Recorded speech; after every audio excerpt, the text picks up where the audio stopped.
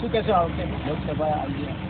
લોકસભામાં તો કોઈ શું કહેવાય, હવે આપણે આ તો નક્કી ના કહેવાય. રેખા બે નહીં આવે ને જ્ઞાની બે નહીં આવે. 50-50%. હા, 50-50% હાલ ચાલે છે. કોઈ બેનું સારું જ છે ત્યાં તો. બજારવાળી વસ્તી આમ રહે, ગામડાવાળી થોડું અમે રહે, આવું બધું રહે. ગામડાવાળી જેની બેન. હા, ગામડાવાળી રેખાબેન. હા, ગામડાવાળી બેન સાથે રહે. કેમ કે બધું એ બાજુ એમની કામ કર્યા છે. અને રેખાબેનની સરકાર ભાજપની છે એટલે એ સારું જવાનું છે. કદાચ મોદી સાહેબના લીધે આવે. હા, મોદી સાહેબ લીધે આવે. કેમ કે મોદી સાહેબનું સારા છે. હીરાભાઈ એમના માટે પછી ઘણા છે. વિકાસ કર્યો છે. વિકાસ કર્યો. ખેડૂતો માટે કેવું? હા, ખેડૂતો માટે હા ઠીક જ છે.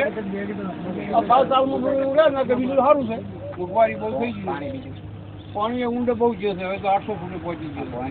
પાણીની તકલીફ છે. આ વિસ્તારમાં ઘણી બધી. હા, તકલીફ અમારે હાલ 800 ફૂટે બોલાડે છે. જો 880 કોલોમાં પૂરી છે. પણ આ વખતે સિસ્ટમ એક વર્ષથી સતત ચાલુ છે. હા હા, એનાથી જો ફાયદો થાય. એટલે પણ અમારે તો એ કોઈ નહીં. હા, તમારે તો આ બાજુ આ બાજુ નથી કોઈ. નદી ચાલુ છે તો મેળા. હા, બધા નદી ચાલુ રહે ને તો અમારા માટે સારું. ન કે નહીં કોણ હવે હસવા એવું નહીં. તો આ વખતે મતલબ નક્કી નહીં કોણ જીતશે. હા, એવું જ ભગવાન જોવાનું હોય બરાબર. આ તો એ રેખાબેન આવે, કેરીબેન આવે. વાતાવરણ ભગવાન ઉપર બસ છોડી ભગવાન ઉપર જોયું. આપણે તો બીજું શું કરતા હવે બીજું કોઈ જાણતા નહીં. હવે એ તો વસ્તી છે. કોમે ઘડીકમાં આવી જાય, ઘડીકમાં અમે આવી જાય. હાલ આ બાજુ બેઠી હોય ને આજે આ બાજુ. હા, આ બાજુ બેઠું. આજ કોઈનું નક્કી નહીં કરાવતું. આપણા કુટુંબ જ નહીં બધે હરખા હતા. એક ભૈવામ થાય, એક ભૈવામ થતો હોય.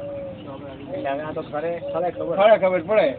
હા, હા, તારે